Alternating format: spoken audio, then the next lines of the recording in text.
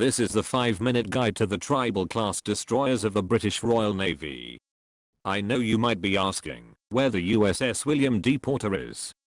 The fact is that researching this ship is taking longer than expected in order to separate fact from fiction and bring you an accurate episode, so hopefully we will see that next week.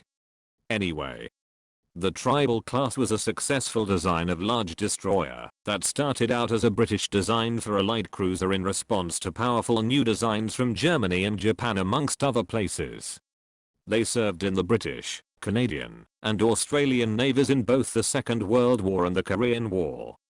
They were all named after various tribal ethnic groups native to the country they served, or in the British ship's case, ethnic groups native to the British Empire. British destroyers up to the mid-1930s were based on late First World War designs with 4 single 4.7-inch guns, minimal anti-aircraft armament and a pair of triple torpedo launchers. Although this design standard was quite powerful at the time, it was outclassed at this point by newer ships. So the Admiralty turned to design V. This was developed into separate designs. One was the Ditto class light cruiser, a similar class of light cruiser to the American Atlanta class. Another was a smaller version with 5 twin 4.7-inch turrets, but this was considered too small and weak for a fleet cruiser role. After several revisions, a new version of this concept emerged which became the tribal class. 16 would be built for the Royal Navy, 8 for the Canadian Navy and 3 for the Australian Navy. More were ordered in each case, but the start of the Second World War meant a number were cancelled in favor of other ships, since the large and expensive design was slower to build than some other destroyer types. The class was armed with 4 twin turrets equipped with rapid-fire 4.7-inch guns, a single quad 40mm mount and 2 quad 50 caliber machine gun mounts. A single quadruple torpedo launcher and 20 depth charges completed the ship's armament. The main battery was also capable of firing in an anti-aircraft mode. However, there was a limitation to this loadout, because the ships had been designed as fleet escorts with the idea that they would not be the main target, but rather the battleships and carriers would be. The main guns only elevated to 40 degrees, enough to shoot towards aircraft attacking another ship, but not enough to engage dive bombers attacking the destroyer itself.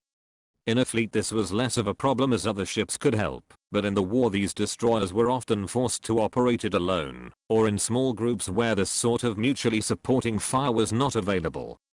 Due to being a high-velocity 45 caliber long barrel gun, it was much harder to develop a high-angle mounting or modify the turret compared to the American 5-inch 38 caliber weapon. As a result, the second turret was removed on Royal Navy ships during the war and replaced by a twin 4-inch mount which could elevate to much higher angles, along with changes to the superstructure to improve arcs of fire. Additional 20mm anti-aircraft guns and depth charges were also added.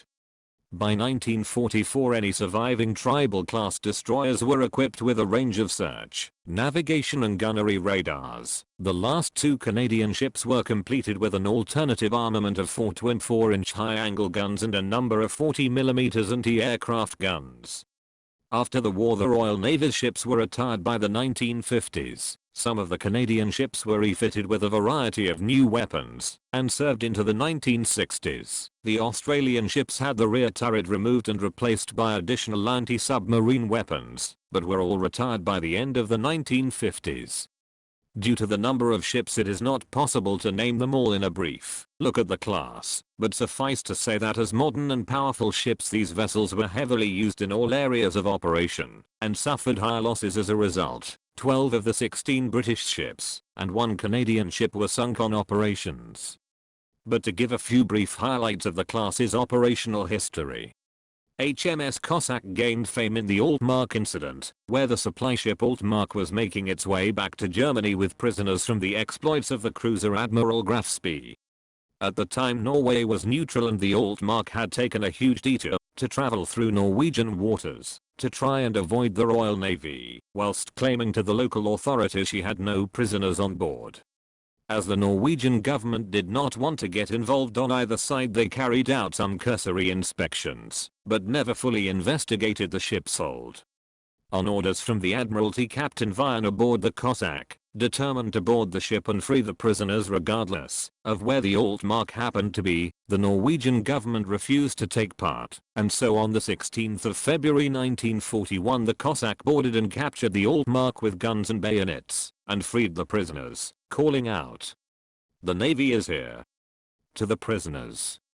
The Norwegian government declined to intervene beyond protesting the incident and the ships returned to British ports. The Cossack went on to take part in the Second Battle of Narvik and the pursuit of the Bismarck, before being torpedoed and sunk by a U-boat whilst escorting a convoy from Gibraltar to Britain. HMS Eskimo served throughout the war and survived, but her main claim to fame was taking a torpedo hit from a German destroyer during the Second Battle of Narvik, and having her entire front blown off from the second turret forward. Stunningly, she refused to sink, and was instead towed backwards across the North Sea, had a new front attached and fought on for the rest of the war.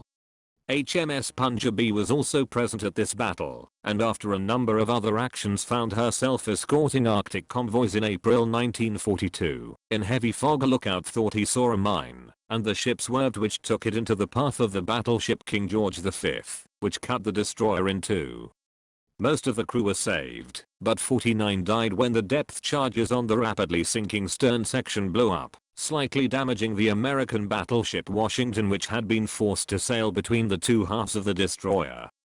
The class will be further examined in our special look at the HMCS Haida, coming soon. That's it for this video. Thanks for watching. If you have a comment or a favorite ship, let us know in the comments below.